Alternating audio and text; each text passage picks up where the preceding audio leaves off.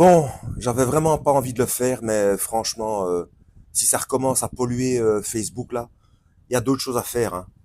Cette histoire de terre plate. C'est un faux débat, je l'ai déjà expliqué. Bonjour les humains, nous sommes le 24 juin 2026. Bienvenue si vous êtes nouveau sur la chaîne. Ne vous fiez surtout pas à une seule vidéo. Allez voir mes playlists, je traite tout un tas de sujets très différents.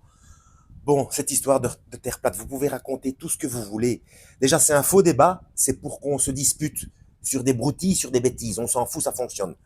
Mais bon, allez, il y a une seule chose. On peut raconter ce qu'on veut, tous les tests scientifiques, on voit au loin le mât du bateau, machin. Bon, il n'y a pas des navigateurs dans le tas, là, qui regardent la vidéo. Les navigateurs, ils vont tout de suite voir de quoi je parle, hein. Euh, Avant qu'il y ait tous les moyens technologiques, là, on se dirigeait avec les étoiles. Pour aller vers le nord, on se basait sur l'étoile polaire.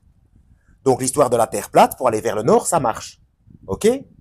Parce que tout le monde se dirige vers l'étoile polaire, parce que l'étoile polaire se trouve au-dessus du pôle Nord. Pour naviguer vers le sud, on fait comment? Parce qu'il y a aussi des astres.